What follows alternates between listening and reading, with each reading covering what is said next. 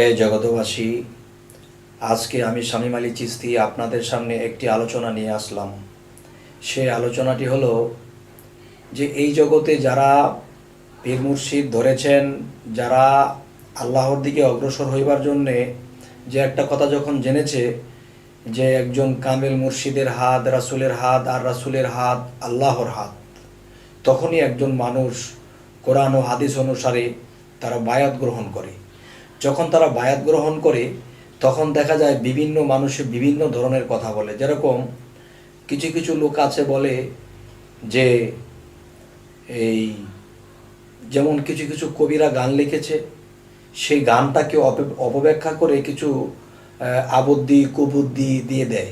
তখন ওই ভক্তগুলো লজ্জায় গুরুর কাছেও জিজ্ঞাসা করতে পারে না। গুরু যদি কামেলও হয় অনেক সময় লজ্জায় জিজ্ঞাসা করে না, কিন্তু শুনেছে ডাইনে ভাইয়ে মানুষের কাছে শুনেছে যে তোমরা যদি এই কাজগুলো করো তাহলে তোমরা অনেক উচ্চ স্তরে উঠতে পারবা, তখন এই কথাগুলো বিশ্বাস করে।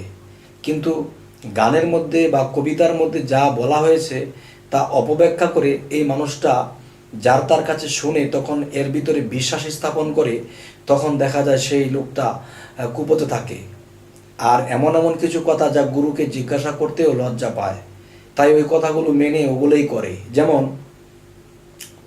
কবির ভাষায় বলা হয়েছে, আবে হায়াতের পানি এই দেহের মধ্যে আছে জানি, চিনতে কয়জন পারে। তো কবি জালালউদ্দিন খান, যিনি আমার চাচা গুরু, তিনি লিখেছেন কি?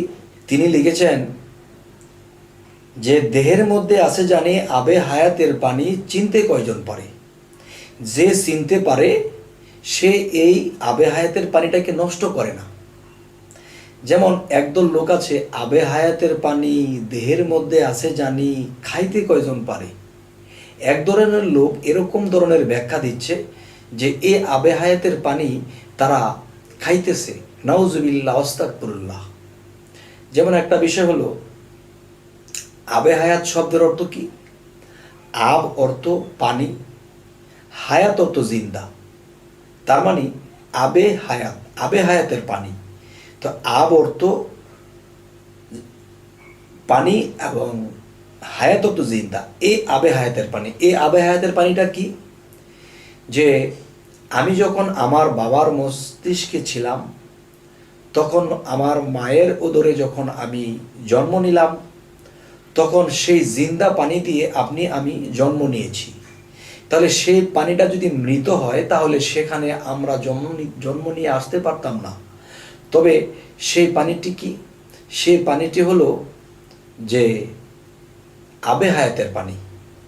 তো কবি যেটা বোঝাতে চাইছেন যে আবে হায়াতের পানি দেহের মধ্যে আছে জানি, চিনতে কয়জন পারে। যে চিনতে পারে সে নিজের মধ্যে ধরে রাখবে, সে ছাড়বে না, নষ্ট করবে না। আরেক দল এটাকে ব্যাখ্যা করলো কি, আবে হায়াতের পানি দেহের মধ্যে আছে জানি, খাইতে কয়জন পরে। নাউজুবিল্লাহ, খাওয়ার কথা বলেনি। তবে একটা খাওয়া, সেটা কি? যে আমার নিজের মধ্যে আমি নিজের মধ্যে রেখে দিয়েছি, এটাকে আমি যেই এই নিজের মধ্যে ডোজ গিলে রেখে দিয়েছি, কিন্তু এটাকে আমি প্রবাহিত করিনি।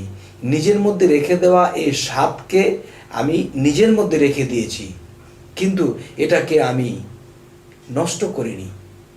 তাহলে এই কথাগুলো যারা অপব্যাখ্যা করে মানুষ নিজে আছে কুপথে এবং অন্য অন্য ভক্ত শিষ্যদেরকে কুপথে টানছে, তারা সুপথে নেই। তবে আমি মনে করব প্রত্যেকটা দরবারে প্রত্যেকটা গুরু প্রত্যেকটা ভক্তকে ডেকে এনে সকলকে যেন বলে দেয়, এ ধরনের কথা যদি এরকম ব্যাখ্যা যদি কেউ দেয় তাহলে এগুলো তোমরা শুনবে না।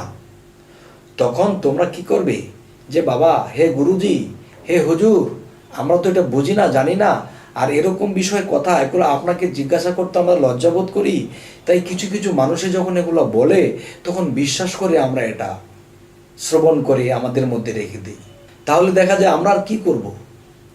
তাই বলি, হে জগতের শিষ্য ভক্তগণ, সকলকে আমার একটা অনুরোধ থাকবে, আপনারা ডাইনে বাই মানুষের কাছে এগুলো শুনবেন না, নিজ গুরুর কাছে যাবেন।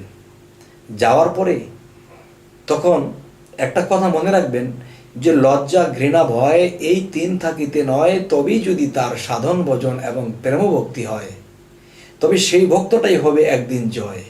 তবে শামীম আলী এই মুহূর্তে যা কিছু কয়, তবে এই কথাগুলো যদি আপনাদের মনে জাগাল হয়, তবে এই কথাগুলো গুরুর কাছে যদি কোনো ভক্ত গিয়ে কয়, তবেই কিন্তু সে একদিন হয়ে যাবে জয়।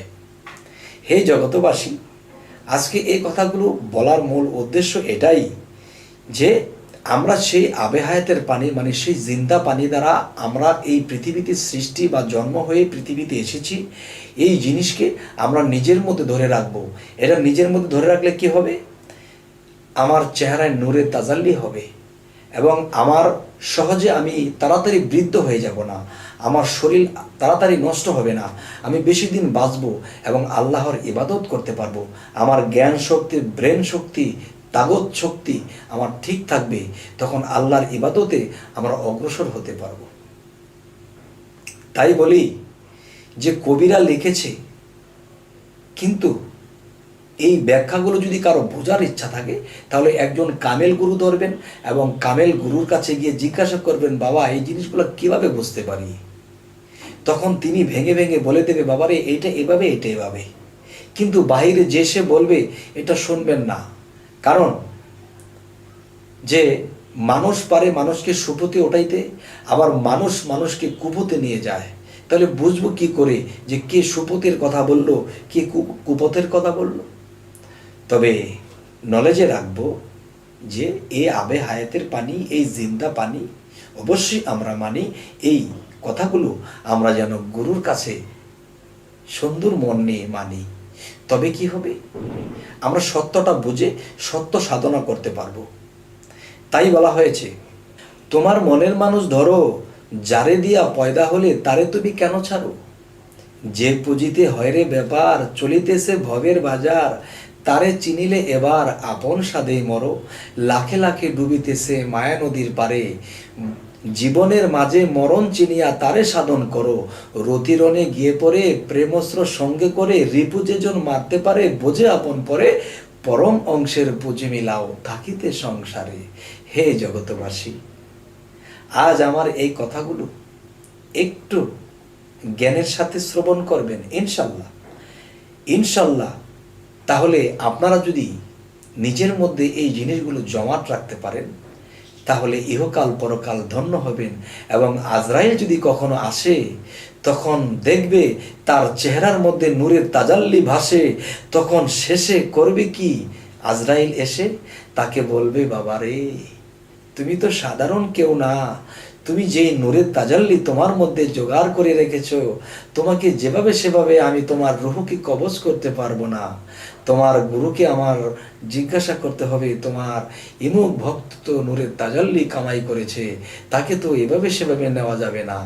তখন এখানে কবিরা গান লিখেছে, জমেও তারে সালাম দে। কারে দেয় জমে সালাম? অবশ্যই একদিন আজরাইল এসে তাকে সালাম দেবে। তার মধ্যে যখন আল্লাহর নূর ভাসতে থাকবে, তখন তাকে যেভাবে সেভাবে তার জীবন, তার জান কবজ করা যাবে না। তাহলে আল্লাহ তার কাছে হিসাব নেবে, হে আজরাইল, আমার একজন প্রিয় বান্দা যে নিজেকে সবসময় এই রতিমতিকে কন্ট্রোল করে চলেছে, তার মধ্যে নূরের তাজাল্লি দেখেছো, আর সেই নূরের তাজাল্লি তো আমি আল্লাহর নূরের তাজাল্লি, আর সেই নূরের তাজাল্লি দেখার পরেও তুমি তার জান এভাবে সেভাবে কবজ করলে কেন? তখন আজরাইলের খেসারত দিতে হবে আল্লাহর কাছে। হে জগতবাসী, আমরা সকলেই এই সুন্দর কথাগুলো শুনে নিজের মধ্যে সেট করি এবং যার যার মুর্শিদের কাছে এই ভেদগুলো জেনে নেই, তবে অবশ্যই আমাদের এই জীবন ধন্য হয়ে যাবে বাবা। তো এই কথাগুলো বলে রাখছি, সকলেই ভালো থাকবেন। আল্লাহ হাফিজ।